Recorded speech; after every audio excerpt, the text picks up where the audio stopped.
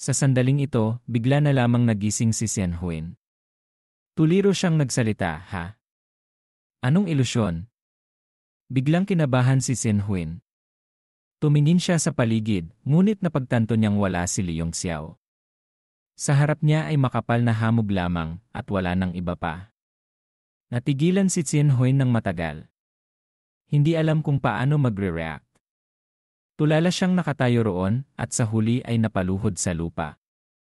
Inakala niyang dahil siya ay masyadong mahina at walang silbi, kaya't kinamuhian siya ni Liong Xiao at ayaw na siyang dalhin pabigat. Pinilit ni Xianhuin na kuskusin ang kanyang mga mata, ngunit hindi mapigilang tumulo ang kanyang mga luha. Pinilit niyang pakalmahin ang sarili sa kanyang puso, huwag kang umiyak. Huwag kang umiyak. Sapat na ang tulong ni Young Master Yun kay Xianhuin. Isa pa, kung susunod ako kay Young Master Yun, magiging pabigat lang ako sa kanya. Xianhuin, huwag kang umiyak.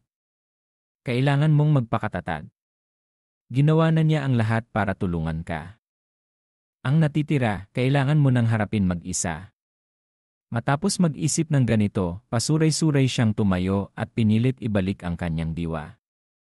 Ayos lang, Xianhuin, siguradong magiging maayos ka. Nakapagtataka rin ako, si Xianhuin ay isa ring matatag na babae.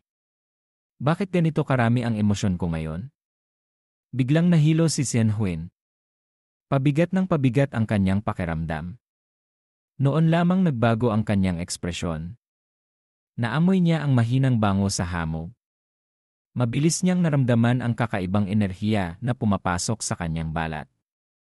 May lason sa hamog. Natakot si Xianhuin. Nagmadali siyang paikutin ang kanyang origin energy, ngunit lalo lamang kumalat ang lason. Pagkatapos noon, nagsimulang manigas ang kanyang katawan. Pati ang kanyang paningin ay lumabo, unti-unting nahuhulog sa ilusyon. Bigla, may mainit na kamay na dumapo sa kanyang likod. Isang daloy ng init ang pumasok sa loob, dumadaloy sa kanyang 100 meridians, tulad ng matamis na bukal na dumidilig sa tuyong lupa.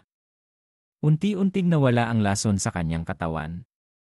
Ikaw ay Tumingala si Xianhuin. Nakita ang pamilyar na anyo at nagulat siyang sinabi, Yaong. Yaong Master Yun. Ikaw ba yan? Hindi ka naapektuhan ng ilusyong ito at ng lason. O baka naman namalikmata lang ako. Nakita ni Xianhuin si Liong Xiao na inilalapit ang kamay sa kanyang pisngi. Namula siya at naisip, talaga bang may ganito kagandang ilusyon? Bigla siyang napasigaw. Ang pisngi niya ay kinurot hanggang sa mamaga. Ang lalaki ay si Liong Xiao nga. Nakangiti itong nagsabi, ano ang pakiramdam mo? Masakit ba? Ibig sabihin, hindi ako ilusyon. Tuwang-tuwa si Xianhuin at sinabi, ikaw nga talaga. Sabi ni Liong Xiao, ang ganitong antas ng ilusyon ay hindi pa sapat para linlangin ang mga mata ko. Nandito lang ako sa tabi mo. Hindi mo lang ako nakikita. Nang marinig ito ni Xianhuin, nakaramdam siya ng init sa kanyang puso. Nang tumingin siya sa kanya, natakot siyang sumigaw, Young Master Yun, ang mga mata mo. Nakita lamang na ang dalawang pupil ni Liong Xiao ay napakakaiba. Sa paligid ng kanyang mga mata ay may lumalabas na kakaibang puwersa. Kapag tinitigan mo ito, mahihilo ka. Tinakpan ni Liong Xiao ang kanyang mga mata at sinabi, huwag mong tingnan ang mga mata ko. Ito ang Aye teknike na ginagamit ko. Hanggat sapat ang soul power, kayang sirain ang lahat ng ilusyon. Sige na, hawakan mo ang kamay ko, tara na. Tandaan mong takpan ang iyong mga acupoints sa katawan para maiwasan ang pagpasok ng lason. Iniabot ni Liong Xiao ang kamay at inakay si Xianhuin pasulong. Wala siyang naramdamang anumang hindi maganda. Bagamat medyo naiilang si Xianhuin, hindi na siya natataranta tulad kanina. Hinayaan niyang hawakan siya ni Liong Xiao. Sa halip, nakaramdam siya ng saya sa kanyang puso na ikinagulat din niya mismo. Dahil sa 6 spots needles at sa Aye teknike ni Liong Xiao, mabilis silang nakalabas sa lugar na may hamog. Sa harap nila ay lumitaw ang isang lambak na nasa pagitan ng dalawang bundok. Puno ito ng mga bulaklak at halaman, napakaganda. Sabi ni Leong Xiao noon, ang hamog ay marahil nagmumula rito. Nagulat si Xian Huin at sinabi, mula sa mga bulaklak na ito. Kumuha si Leong Xiao ng isang bulaklak at dahan-dahang sinabi, ang langit at lupa ay tunay na napakamisteryoso. Hindi ko pa nakikita ang ganitong uri ng bulaklak. Mukhang isa itong uri ng spirit flower. Hindi ko rin alam kung ilang rank ito. Maingat ding hinawakan ni Xian Huin ang talulot ng bulaklak. Naramdaman lamang niya ang init sa kanyang mukha. Sinabi niya, sa mundong ito, ang mga kakaibang bulaklak at halaman ay libo-libo. Paano mo makikilala lahat? Akala ko pa naman ay kagagawan ito ng Thunderwind Chamber of Commerce. Iyon pala ay natural na nilikha ng langit at lupa. Sumagot si Leong Xiao, yanan. Ang bulaklak na ito ay hindi lamang naglalabas ng nakahihilong amoy, nagtataglay din ito ng espesyal na lason. Natatakot ako na ang mga tao sa likuran ay hindi. Ito malalampasan. Hindi ko alam kung ilan ang makakalagpas sa pagsubok na ito. Pero sa tingin ko, ang mga tao mula sa Thunderwind Chamber of Commerce ay matagal nang may panlunas dito. Ngumiti si Xian Huin at sinabi, kawawa naman si Zailin na yon, pinagplanuhan niyang mabuti ang lahat. Hindi niya inaasahan na bago pa siya makakuha ng pakinabang, ay namatay na si Fang Qianhe. Sa pagkakataong ito, malaki ang nalugi sa kanila. Nagpatuloy silang dalawa sa paglalakad. Naramdaman nila ang sariwa at malinis na spirit energy sa paligid. Ang masigla at malakas na aura ng buhay ay nagkalat. Kumulot ang noo ni Leong Xiao at sinabi, ang lambak na ito ay kakaiba. Tulad ng lawa na yon, sagana sa spirit energy, ngunit wala namang nabubuhay na nilalang. Natigilan si Xian Huin. Noon lamang niya napansin na tahimik ang lambak. Walang maririnig na huni ng insekto o ibon. Hindi ka panipaniwala. Haha, Leong Xiao, alam ko namang hindi ka mapapahamak. Isang pamilyar na boses ang narinig mula sa likuran. Ang grupo ni Tandikun ay nakalabas na sa hamog. Walang nawawala sa Big Dipper sect. Tila mayroon na silang paraan para harapin ang hamog. Nagulat si Xiao Minghui at sinabi, hindi katakataka na makalabas si Young Master yun sa hamog. Pero na pati si President Xian Huin ay nakalagpas din, iyan ang kahanga-hanga. Suminghal si Xian Huin at sinabi, sa inyo, marami ang mas mahina pa ang cultivation kaysa sa akin. Hindi ba't nakalabas din kayo? Ngumiti si Xiao Minghui at sinabi, President Xian Huin, huwag kang magalit. Bagamat may laso ng hamog, at ilan lamang ang nakakaalam, ngunit para sa aming sekta na matagal nang naririto, hindi na ito sekreto. Matagal nang mayroon kaming panlunas na tableta. Si President Xian Huin ay galing sa labas at nakalagpas pa rin ng maayos, talagang kahanga-hanga. Tiningnan ni Leong Xiao ang lahat. Maliban sa mga lokal na sekta, ang mga nakalagpas nga ay mga rogue cultivators na matagal nang naninirahan sa South Fire City at alam na ang mga sikreto roon, kaya may dala na silang panlunas na tableta. Suminghal siya at sinabi, Secmaster Xiao, alam mo palang hindi simple ang hamog, pero hindi mo man lang ako binigyan. Mukhang, hindi na kailangang maging magkaibigan pa. Napahiya si Xiao Minghui at sinabi, Ito. Nahihiya siyang umiti, sa kakayahan ni Young Master yon, natural na hindi na kailangan ng panlunas na tableta. Habang nagsasalita, may grupo ng mga tao na mabilis na dumating mula sa malayo.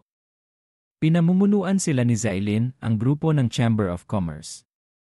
Siyempre, wala silang kahit anong galos. Nang makita nila si Leong Xiao, nakaramdam sila ng takot at pag-ingat. Bagamat matagal na niyang naisip na walang epekto ang hamog, umaasa pa rin siya na mamamatay si Leong Xiao sa loob. Sabi ni Tandikun, Old Seventh Zai, ito ba ang pakanan niyo? Walang anumang buhay na nilalang. Ito ba ay isang ipinagbabawal na lugar ng isang mataas na antas na demonic beast? Hindi ka naman siguro gumawa ng isang tier rank demonic beast, di ba? Nakita ni Zailin na nahulaan ang kanyang plano at hindi na nagtago. Ngunit nagalit siyang sinabi, Tandikun, hindi ko gusto ang sinasabi mo. Anong ibig mong sabihin na ako ang gumawa nito? Ang nagbabantay sa lugar na ito ay isang 8 rank demonic beast. Narito mismo sa lambak sa harap natin. Kung takot ka, bumalik ka na. Ile! Kung 8 rank lang pala, sabay-sabay nating sugurin, balatan, at ibenta para kumita. Suminghal si Tandikon at pinangunahan ang mga tao pasulong. Napansin niyang nahawa na siya sa pagiging mukhang pera.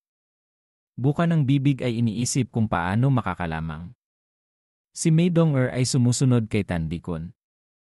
Nang makita si Leong Xiao, sinabi niya, alam kong may lason sa hamog, pero nag-alala pa rin ako ng husto, natatakot na hindi ka makalampas. Ngayon, sa wakas ay panatag na ako. Habang tinitignan si Mei Dong-er na umalis, nakaramdam ng kirot si Xian Huin sa kanyang puso at sinisi ang sarili, ang babaeng ito ay masyadong nag-aalala para sa iyo. Walang kibo na tumango lang si Leong Xiao, at sinabi, tara na, tingnan natin kung anong demonic beast ang nagbabantay dito.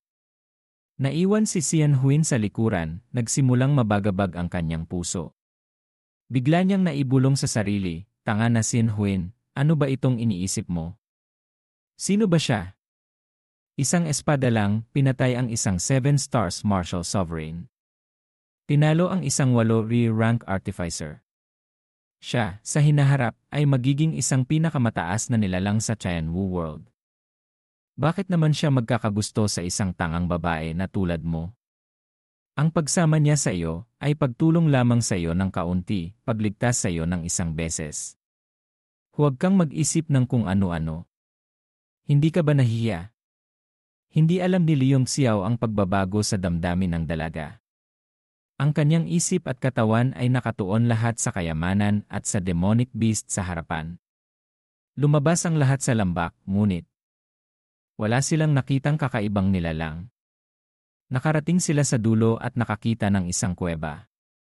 Sa loob nito ay may mga ugat ng puno na nakalitaw kung saan-saan. Isang maingat na martial artist ang nag-analisa, sa tingin nyo, lumabas kaya ang demonic beast para maghanap ng pagkain? Sumagot naman ang isa pa, tumigil ka nga sa kalokohan mo. 8 rank na yon, kailangan pa bang lumabas para maghanap ng pagkain? Sa tingin ko, lumabas lang iyon para dumalaw ng kamag-anak. Sabi naman ng nauna, hindi ba pwedeng nasa loob lang siya ng kuweba? Tanga! Napakarami nating masters dito, nag-ingay sa harap ng bahay niya. Kung nasa kuweba siya, matagal na siyang lumabas para patayin tayo. Tama, siguradong wala siya sa bahay.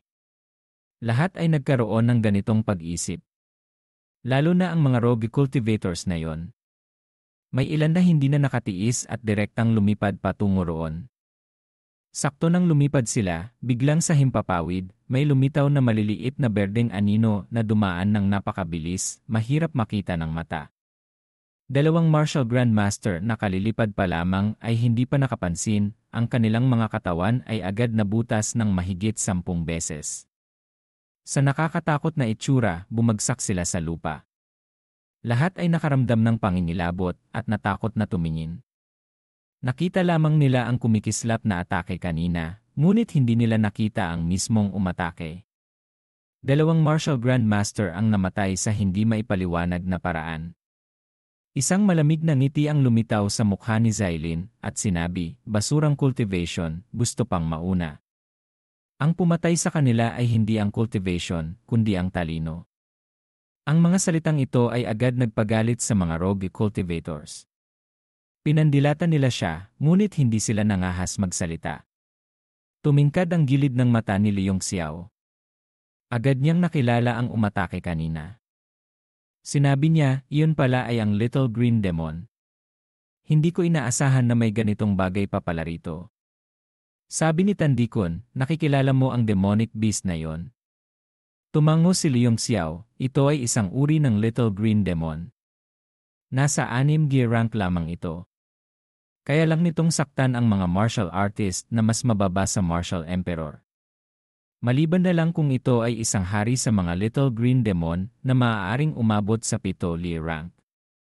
Karaniwan, hindi sila umaabot sa 8 rank. Lene. Tumingin si Tandikon kay Xiaolin at itinuro ito ba ang pagsubok na inihandan nyo? Hindi ba kayo natatakot na pagtawanan? Suminghal si Zailin, walang kinalaman sa amin. Kung may kakayahan ka, dumaan ka. Ayokong makipag-usap sa tulad mo. Nanguna si Tandikon sa paglakad pasulong.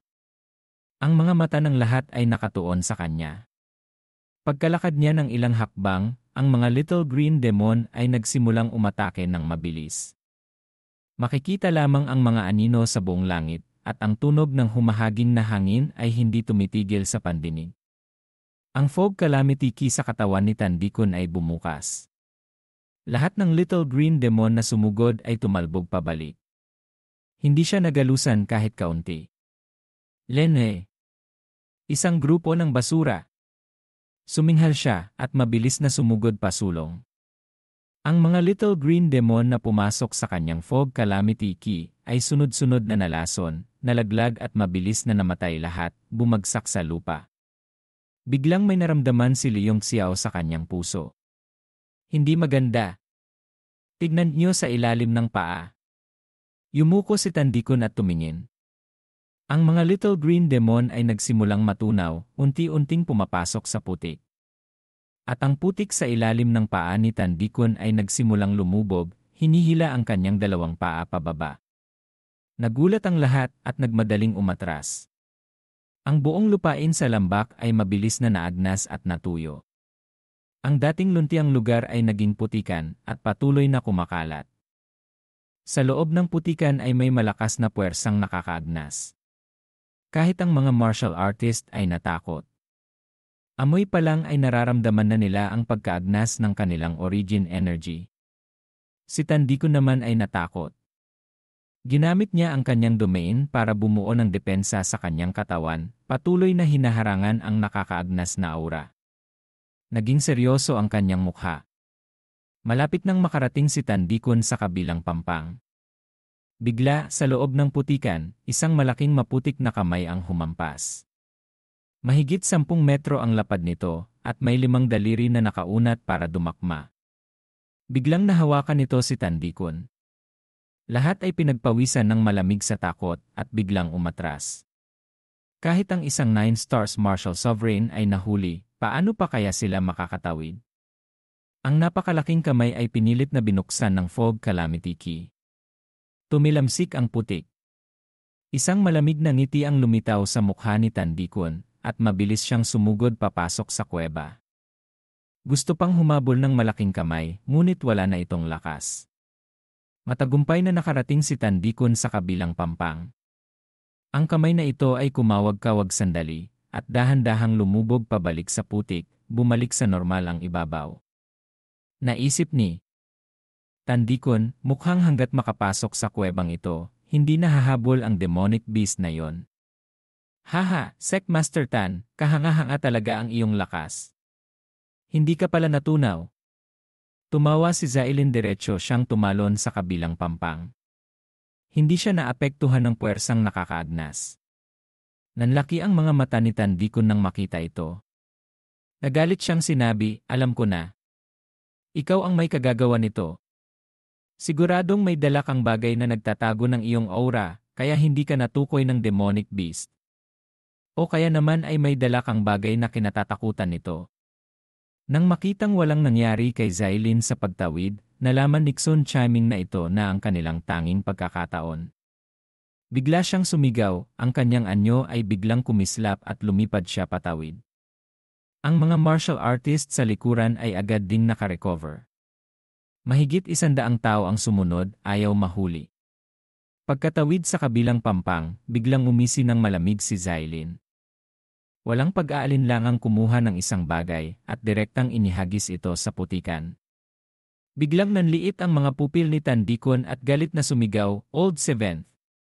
Anong inihagis mo? Hindi nakita ng malinaw kung ano ang lumubog. Mabilis na may tunog ng pagkulo. Nagkunwaring inosente si Zailin at malamig na sinabi, mayroon ba? Nagtapon lang ako ng kaunting basura mula sa akin. Mabilis na isang malakas na demonic power ang kumalat. Makikita sa loob ng putikan, mahigit 10 malalaking kamay ang umangat. Puno ng putik sa ibabaw, ang nakakaagnas na aura ay kumalat ng husto. Ang mahigit 100 martial artist sa himpapawid ay nagkagulo. Marami ang natamaan ng nakakaagnas na aura na wala pati buto. Natakot si Tandikon. Kung magpapatuloy ito, baka kakaunti na lang ang makaligtas. Sumigaw siya ng malakas, ang fog calamity key ay kumalat, agad bumuo ng isang kulay abong daanan, pinoprotektahan ang mga disipulo ng Big Dipper sect.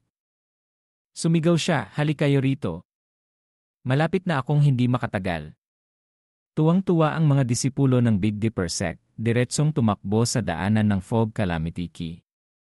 Nasa loob din si Mei Dong-er, nag-aalalang tumingin kay Leon Xiao at pilit na sumisigaw, "Young Master Yon, halika na rito. Junior sister, pabayaan mo na siya. Sarili nga natin hirap ng iligtas."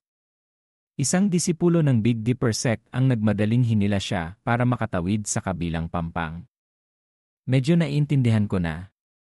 Hinawakan ni Leon Xiao si Chen Huyen, ihahatid muna kita doon." Nagulat si Chen Huyen, "Ha? Young Master Yon, hindi ka sasama sa pagtawid?" Hindi na nagsalita pa si Leon Xiao. Mula sa kanyang storage ring ay kinuha ang North Heaven Cold Iron Sword. Isang kamay, ang Cold Pinch Sword Art, sumigaw, "Sword Art, Demon Slash." Ang North Heaven Cold Iron Sword ay naglabas ng anino ng dragon, umungol ito ng malakas. Itinulak niya si Chen Huyen papunta sa katawan ng espada. Ang lakas ng espada ay sumira sa isang daanan sa espasyo at tumawid sa kabilang pampang. Nag-aalala si Chen Huyen sa kanyang puso at mabilis na lumingon. Ngunit ang mas ikinagulat niya ay si Leon Xiao, pagkatapos gamitin ang sword art, ay agad hinawakan ng isang malaking kamay at hinila papasok sa putik. "Hindi! Hindi!" Malungkot siyang sumigaw. Ang sword art, Demon Slash ay sumira sa fog calamity key at sa nakakaagnas na puwersa, at ligtas siyang dinala sa kabilang pampang, bumagsak sa lupa. "Young Master Yon!" Ang sumigaw sa kanya ay si Mei Dong-er. Nang makitang si Leon Xiao ay hinila papasok ng kamay, nanlambot din ang mga binti ni Mei Dong-er, muntik na siyang matumba. Sa sandaling ito, maraming martial artist na ang nakatawid.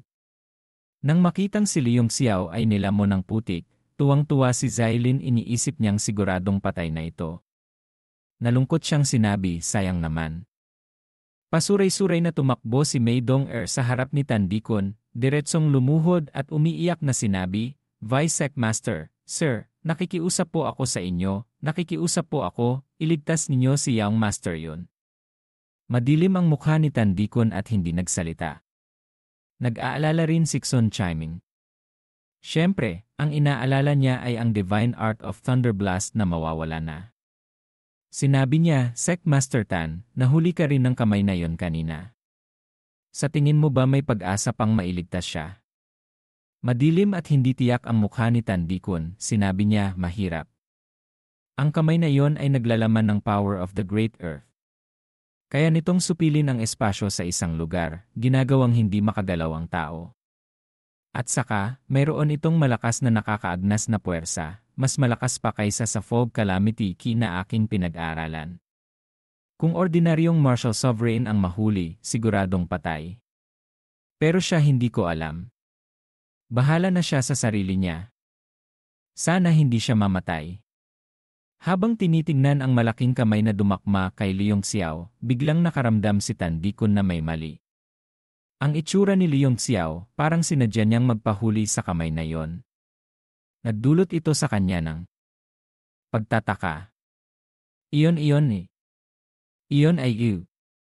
Biglang nanlaki ang mga mata ni Zailin, ang malaking kamay na dumakma kay Leon Xiao, ay naglabas ng ginintuang liwanag, dalisay na parang nyebe, parang hindi nababahiran ng dumi ng mundo. Kasunod nito ay maraming sinag ng liwanag ang lumabas. Ang banal na liwanag mula sa katawan ni Leon Xiao ay nilinis lahat ang nakakaagnas na aura.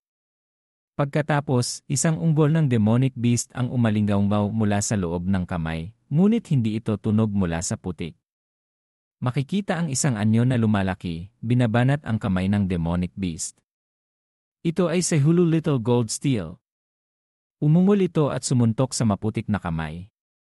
Ang maputik na kamay ng demonic beast ay nadurog ng isang suntok ni Hulu Little Gold Steel, naging mga piraso ng putik na nahulog. Nang lumitaw si Hulu Little Gold Steel, sa balat ni Leong Xiao, lumitaw ang kumikislap na gintong liwanag. Hindi nga namatay ang batang ito. Lalong tumindi ang pag-iingat ni Tan Bikun sa kanyang mga mata. Ang daming alas ng batang ito, lintik. Napamura siya sa isip. Sa kabilang banda, ang malaking katawan ni Hulu Little Gold Steel ay nakalutang sa ibabaw ng putikan. Sa tuwing may malaking kamay na mabubuo at susugod, ay susuntukin niya ito ng isang suntok. Demon Dragon Anino ay biglang lumitaw. Sinabi nito, bata, ito ay Sabi ni Leong Xiao, tama. Nitong mga nakaraang araw, ramdam ko na ang Supreme Tyrant Body ay may senyales na magbo-breakthrough. Tamang-tama, may demonic beast na ito para tulungan akong magsanay. Kaya lang ano? Tanong ng Demon Dragon. Bahagyang kumunot ang noo ni Leong Xiao. Sumenyas siya kay Hulu Little Gold Steel, tumabi ka muna. Hayaan mong ako mismo ang sumubok. Itinaas niya ang kanyang kanang kamay. Ang kamao niya ay kumikislap sa gintong liwanag, may dalang kakaibang lakas ng suntok, direktang sinuntok ang putikan. Hindi inaasahan, ang lakas ng suntok na bumagsak, ay parang bakal na tumama sa tokwa. Ang maputik na kamay ay sumabog at naging hindi mabilang na maliliit na piraso. Ang eksenang ito ay nagpatakot sa lahat. Ang atake ng putik, hindi pa kasama ang nakakaagnas na aura. Kung pag-uusapan ang lakas, ito ay isang 8-rank demonic beast. Ngunit nadurog ito ng isang suntok na walang origin energy mula sa isang martial grandmaster. Hindi kaya siya ay dalubhasa sa body cultivation. Natigilan din si Leong Xiao sa kanyang suntok. Nagulat at nagtatakang sinabi, ito ba ang indestructible golden body? Bakit parang may kulang? Nag-isip ang Demon Dragon. Totoong malayo ito sa taglay ni Changkong. Siguro dahil hindi pa sapat ang cultivation mo. Umiling si Leong Xiao, ang cultivation realm at lakas ng katawan ay magkaiba. Ang lakas ng indestructible golden body ay pinakamataas na katumbas lamang ng isang martial sovereign. Hindi ito maikukumpara sa kapangyarihang kayang sumira ng langit at lupa ni Changkong. Alam ko na. Ang Tyrant Body Refining Art ay na-cultivate ko na hanggang dulo. Siguradong kulang pa ang lower part ng technique. Lower part ng technique, sabi ng Demon Dragon. Paano na ngayon? Hindi mo naman maaaring hanapin si Changkong para hingin ito. 9 sa 10 pagkakataon, papatayin ka lang niya. Sabi ni Leong Xiao, hayaan na muna. Mabuti na rin na walang lower part ng technique. Sa ngayon, ang katawan ko ay hindi ko alam kung gaano karaming origin stones ang kailangang ipasok. Kung talagang makultivate ko ang indestructible golden body sa antas ni Changkong, natatakot ako na sa buong buhay kong ito, mahihirapan akong makabalik sa 9 Heavens Peak. Mula sa panginginig sa takot, nakaramdam ng init si Sen Huin. Nagmadaling sumigaw, "Young Master yon, halika na rito." Natatakot siyang may masamang mangyari ulit. Ngumiti si Leong Xiao, huwag magmadali. Sakto lang, gagamitin ko ang demonic beast na ito para magsanay. Lahat ay nanlamig ang buong katawan. Kahit sina Tan Bikun at Xylin ay nagbago ang ekspresyon. Ang ibang tao ay iniiwasan ang demonic beast na ito na parang demonyo, ginagamit ang lahat ng lakas para makatakas. Pero siya, sinasabing gagamitin itong pangsanay. Kung ang nasa harap nila ay isang 9 Heavens Martial Emperor, maintindihan pa. Ngunit ang nasa harap nila ay isang 6 Directions Real Martial Grandmaster. Ang katawan ni Leong Xiao ay kararating pa lamang sa estado ng indestructible golden body at kailangan pang magsanib. Itinuro niya ang kanyang daliri. Ang Great Earth Divine Mud ay lumitaw sa dulo ng kanyang daliri. Sumigaw siya, demonic beast sa ilalim. Magpakita ka ng tunay mong anyo at labanan mo ako. Kung mapapaligaya mo ako, palalagpasin kita. Kung hindi, mamamatay ka. Nang marinig ito ng lahat, agad na puno ng tanong ang kanilang mga isip. Pakiramdam nila ay hindi sapat ang kanilang talino. Ang buong putikan ay nagsimulang kumulo ng husto, parang lava ng bulkan na sasabog na. Sabi ni Leong Xiao, tulad ng inaasahan. Ang mga Earth Element Demonic Beast ay hindi talaga kayang labanan ang tukso ng Great Earth Divine Mud. Ang demonic power sa putikan ay lalong lumakas, nakakatakot ang pakiramdam.